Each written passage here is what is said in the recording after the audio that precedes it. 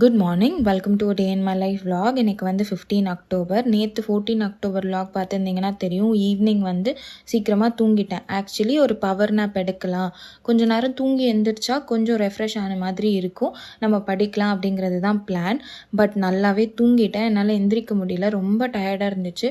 So நான் மொத்தமாகவே தூங்கிட்டேன். ஸோ இன்றைக்கி மார்னிங் சீக்கிரமாக எந்திரிச்சிடலாம் அப்படிங்கிறதுனால ஒரு 4:10 போல் எந்திரிச்சிட்டு வெளில போய் பார்த்தா நல்ல மழை பெஞ்சிட்டு இருந்துச்சு. ஸோ அதை கொஞ்சம் நேரம் பார்த்துட்டு அண்ட் தென் போய் உட்காந்து எவ்வளோ படிக்க முடியுமோ படிக்கலாம் அப்படிங்கிறது தான் பிளான்.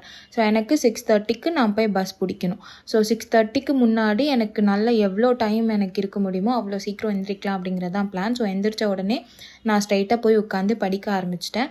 நல்லா என்னால் எவ்வளோ எஃபெக்டிவாக படிக்க முடியுமோ அவ்வளோ எஃபெக்டிவாக உட்காந்து படிச்சுட்டு அண்ட் தென் போய் கிளம்பிட்டு, எப்போவுமே மழை நின்றும் நான் பஸ்ஸுக்கு போகிற டைமுக்கெலாம். பட் இன்றைக்கி பஸ்ஸுக்கு போகிற டைம்லேயும் மழை நல்லா பெஞ்சிட்டு இருந்துச்சு.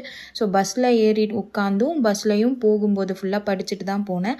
அண்ட் எனக்கு வந்து 9:15க்கு எக்ஸாம் எழுதி முடிச்சுட்டு லஞ்ச் சாப்பிட்டுட்டு அதுக்கப்புறம் 3 லெக்சர்ஸ் அட்டன் பண்ணிவிட்டு வீட்டுக்கு மறுபடியும் பஸ் ஏறிட்டேன். இன்றைக்கும் ரொம்ப டிராஃபிக், வீட்டுக்கு வர ரொம்ப லேட் ஆச்சு. ஸோ அதனால் நான் வீட்டுக்கு வந்துட்டு vlog எதுவுமே எடுக்கலை. ஆனால் நான் வீட்டுக்கு வந்துட்டு நாளைக்கு எக்ஸாமுக்கு கொஞ்சம் படிச்சுட்டு தான் தூங்கினேன். ஸோ இதோட இந்த vlog முடிச்சுக்கிறேன். இன்னொரு vlogல பார்க்கலாம். தேங்க்யூ ஃபார் வாட்சிங். பாய்.